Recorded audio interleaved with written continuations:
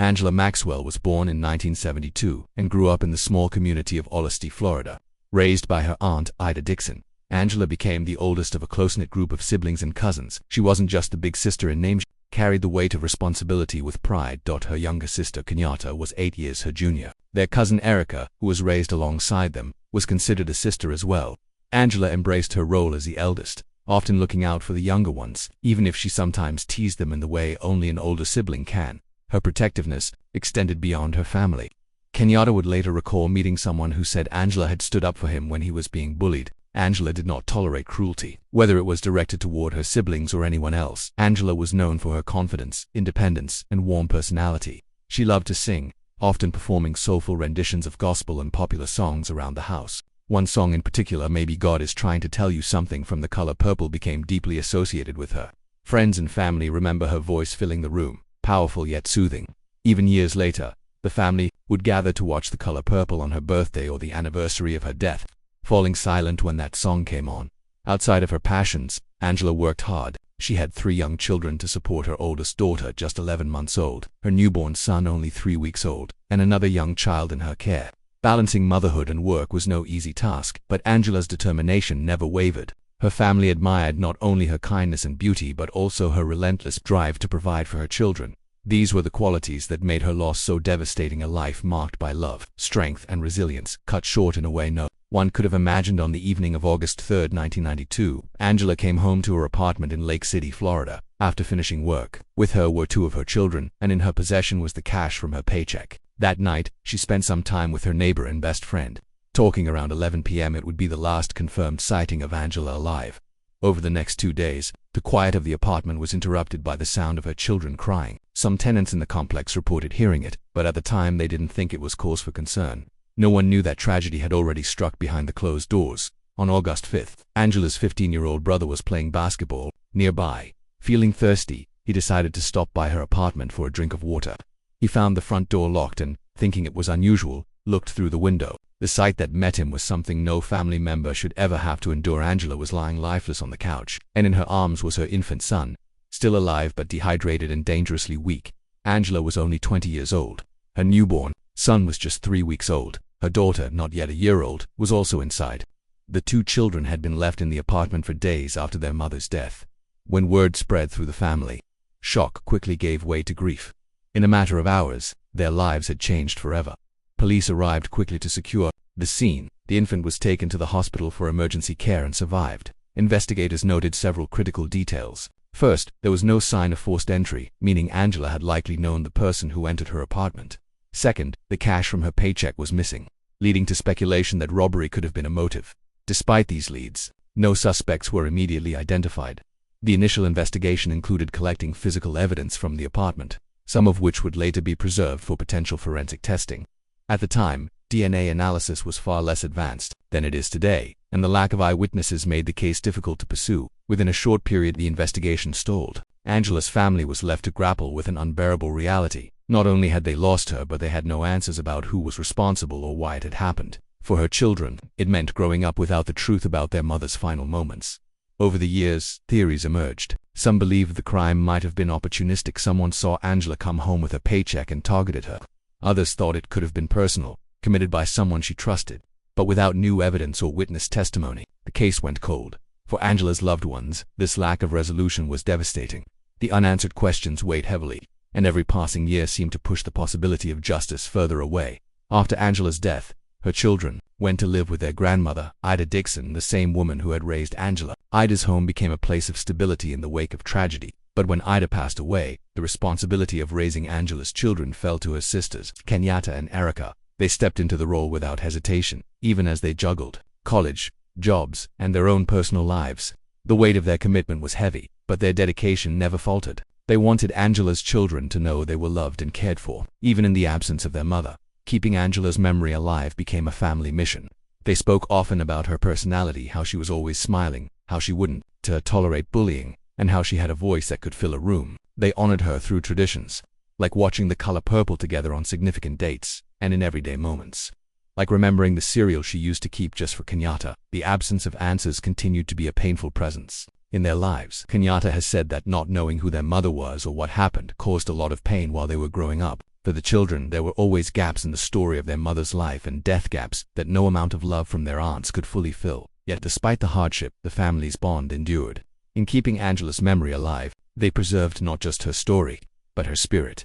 3 decades after Angela's death, there was finally a development. Investigators reopened her case, reviewing the original files and examining the preserved evidence with modern DNA technology. For the first time in years, there was a renewed sense of hope that Angela's killer might be identified. Still, the family couldn't help but feel conflicted. While they welcomed the renewed attention, they wished it had come sooner, back when memories were fresher and potential witnesses easier to find.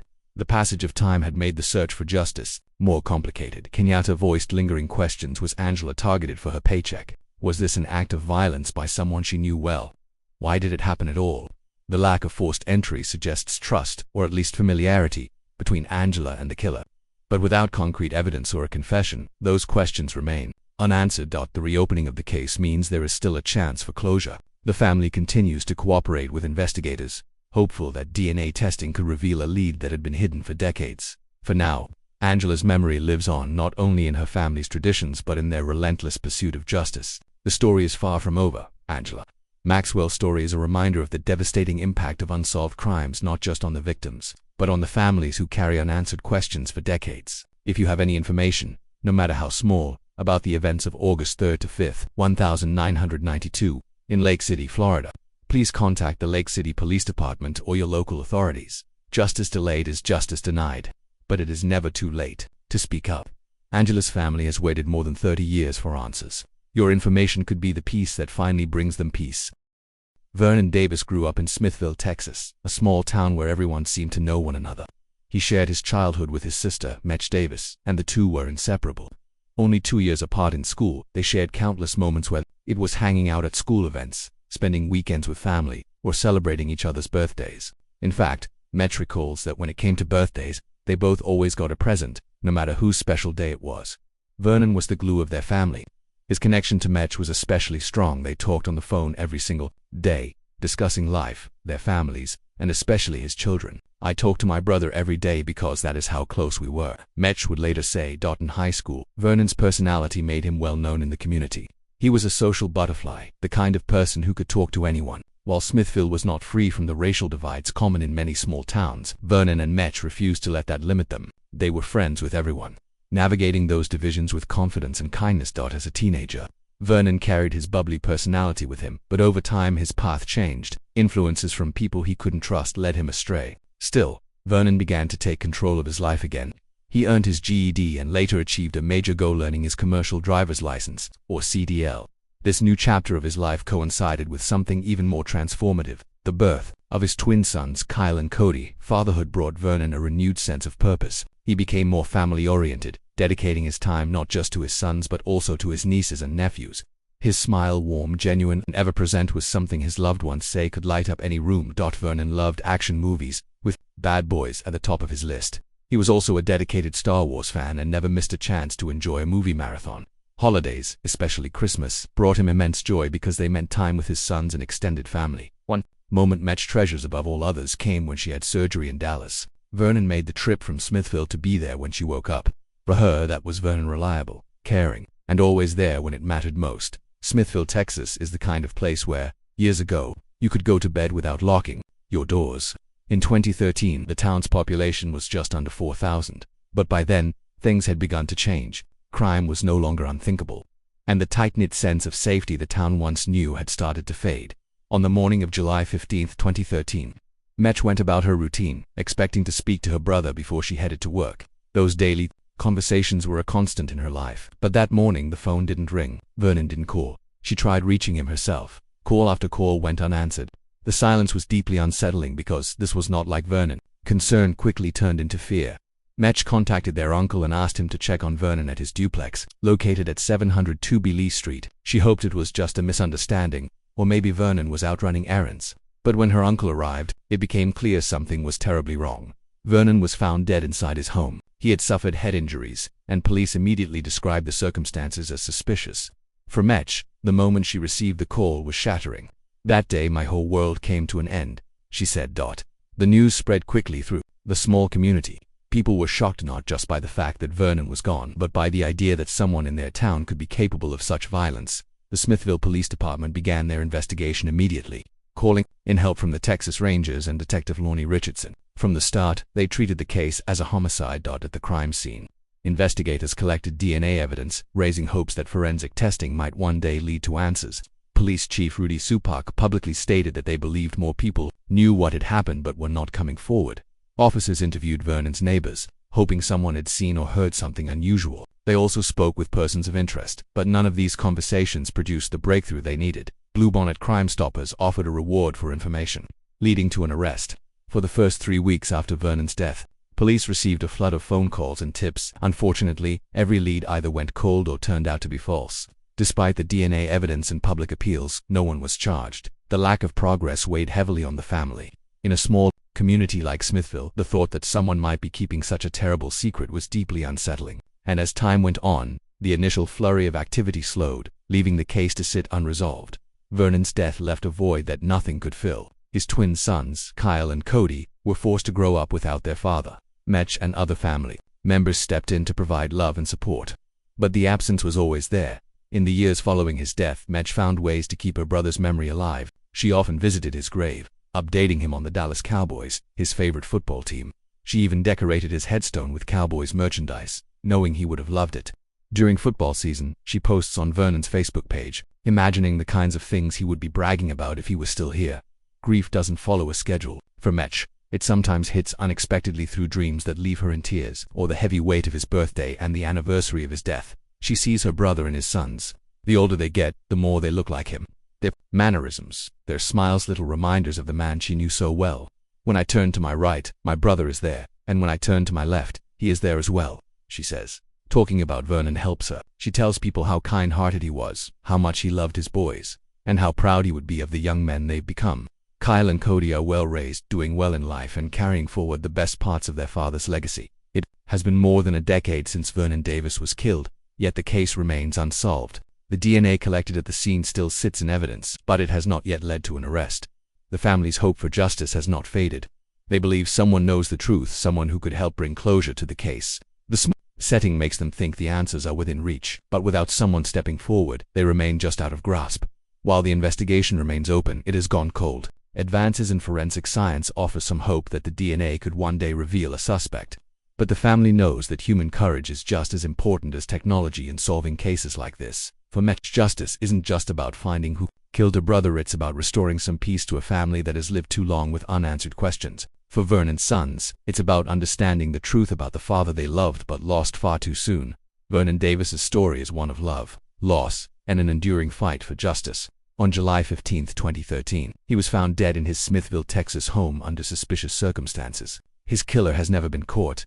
If you have any information about the death of Vernon Davis, no matter how small, please contact the Smithville Police Department, the Texas Rangers, or Bluebonnet Crime Stoppers. You can remain anonymous, and your information could finally bring the breakthrough this case needs. It's been more than 10 years, but it is never too late to do the right thing. One call, one tip, could help bring peace to Vernon's family and ensure that his memory is honored with the justice he deserves. Melody Rhodes Husk was born in Pittsburgh, Pennsylvania, and spent her childhood in Spartanburg and Cowpens, South Carolina. She enjoyed a warm family life with her siblings, especially her sister Roxanne, with whom she shared countless hours, playing dolls and creating makeshift Barbie houses. Horseback riding was another family pastime. At age 10, Melody moved with her family to Neptune Beach, Florida, a small, affluent residential area near Jacksonville. Friends and family recall her as fiery, ambitious, and bold. Her brother Craig described her as short, fearless, and unwilling to back down from a fight. Protective by nature, Melody defended Roxanne from school bullies, even confronting a boy and warning him never to insult her sister again. She was expected to excel academically. If she didn't have schoolwork, her parents would assign their own. She volunteered with the Special Olympics and was admired for her kindness and confidence. Physically, Melody was short, with brown hair and hazel eyes, described as beautiful and fashionable. She enjoyed music, dancing, and spending time with friends, as well as caring for her two cats, Seagram and Seven. She was married briefly but left her husband after discovering his drug dealing and suspected infidelity. Returning to her parents' home, she began working at Quincy's Steakhouse. This section will establish Melody's strong personality, close family bonds, and active social life, offering insight into the woman she was before tragedy struck. On November 23, 1979, 19-year-old Melody went out with a friend to Hobo's Discotheque in Neptune Beach. It was a freestanding nightclub surrounded by woods. She wore stylish jeans and a sweater. During the night, her friend left the table to dance, and when she returned, Melody was gone. The friend did not search for her but instead went to another party across town. Her pickup truck remained parked near the wooded area outside the club. When Melody did not come home that night or the following morning, Roxanne contacted the friend, who claimed to know nothing. The family reported Melody missing late in the afternoon on November 24th. According to Roxanne, the Neptune Beach police were reluctant to file the report and conducted no meaningful investigation. They did not dust Melody's truck for fingerprints. Melody's family began their own search, combing the beaches area. Her father personally visited bars across Jacksonville, looking for a person of interest identified by police. The strain of her disappearance weighed heavily on the family, contributing to her parents' divorce. This section will detail the timeline of that night, the discovery of her truck, and the initial failures in the investigation, showing how quickly crucial evidence may have been lost. On December 14, 1980, over a year after she vanished, Melody's remains were discovered off San Pablo Road in Jacksonville, about 4 miles from where she was last seen. Police informed the family she had been murdered. The news devastated her mother, who collapsed upon hearing it. At the time, serious crime in Neptune Beach was rare, making her case especially shocking. The family's home quickly filled with police, neighbors, and relatives. Funeral planning began immediately, drawing many attendees. For Roxanne, who was just 16, the loss was overwhelming. This section will focus on the circumstances of the discovery, the family's reaction, and the unusual nature of the crime in that area during the late 70s. Melody's murder remains unsolved more than 4 decades later. Roxanne recalls how the grief surfaces unexpectedly, often during simple chores like washing dishes, a task they once did together. The family has accepted that nothing can change the past, but they keep her memory alive. With Roxanne displaying Melody's picture in her home, this section will revisit the police's early missteps, reluctance to take a missing person report, failure to dust the truck for prints, and lack of follow-up, which left the case without justice. It will emphasize how these investigative shortcomings continue to haunt the family.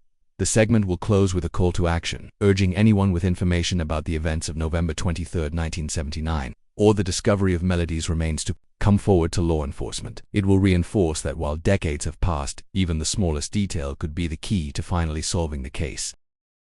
Tushin Jones grew up in Orange, New Jersey, a small township where most people knew one another.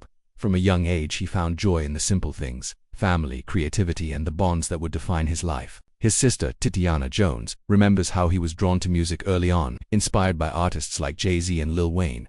Those influences would plant the seeds for a lifelong dream of one day signing to a major record label. Life at home was filled with laughter and shared moments. Tushin loved watching Martin on Fox, often sharing the episodes with his brother Kareem. The two would also make prank calls together, finding ways to entertain themselves in their tight-knit neighborhood. Outside of those light-hearted moments, he was deeply grounded. Tushin valued family above all else. He supported his parents in every way he could, whether it was helping bring in groceries or assisting in backyard projects.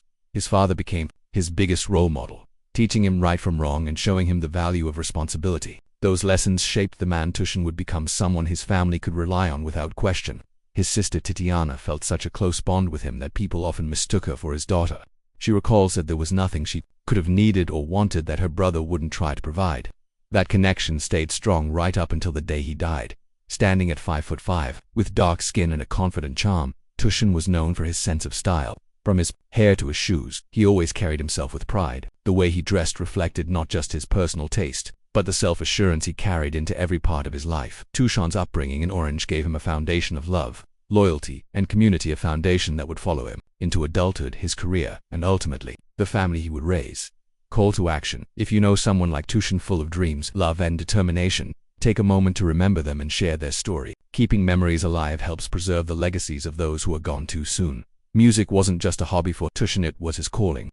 Over the years, he developed a creative mindset that drove him to innovate, explore, and push forward. Even when the road was uncertain, his passion led him to Pennsylvania for a time, where he ran a small recording studio out of a shed with a few friends. This was more than just a side project. It was a step toward building the life he envisioned for himself. Tushin was determined not to give up on his dream. His hard work began to pay off. By the time of his death, he owned 2 studios and operated under his own music label. His reputation as a rapper and producer had grown enough that he had the opportunity to work with celebrity Answer, milestone that spoke to his talent and perseverance.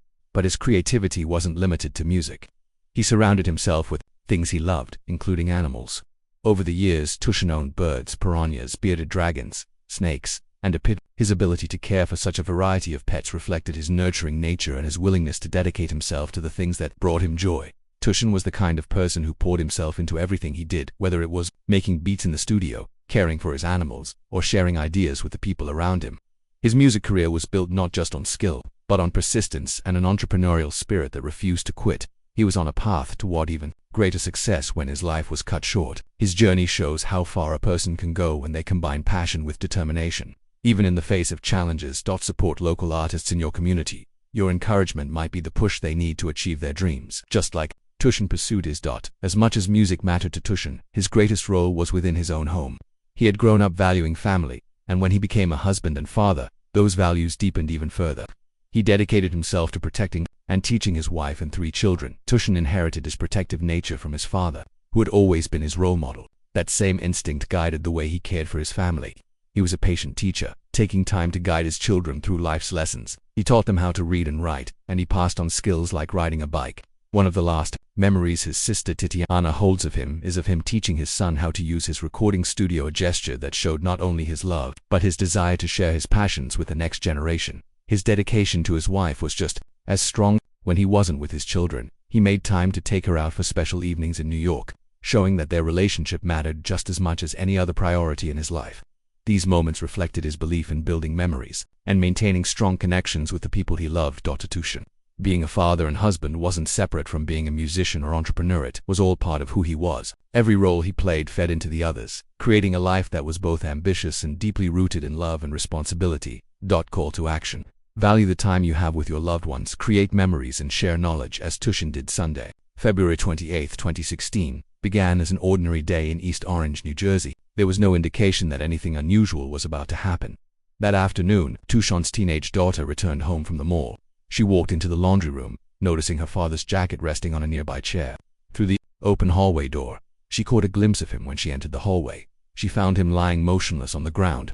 He had been shot multiple times. Emergency responders arrived, but Tushin was pronounced dead at the scene. The shooting shocked his family and community. Tushin was known as a caring and well-loved individual, making the violent nature of his death even harder to comprehend. Authorities found no evidence or clues at the scene. There were no immediate answers, only questions that remain unanswered. To this day, the lack of leads has left investigators without a clear direction, and the case remains unsolved more than 9 years later. For his family, the absence of justice has been a constant source of pain. If you have any information about the death of Tushin Jones, reach out to local authorities. Your tip, no matter how small, could help bring justice to his family. The days and weeks following Tushin's death were filled with grief for the Jones family. For his sister Titiana, coping with her loss was nearly impossible. She became distant, losing trust in others.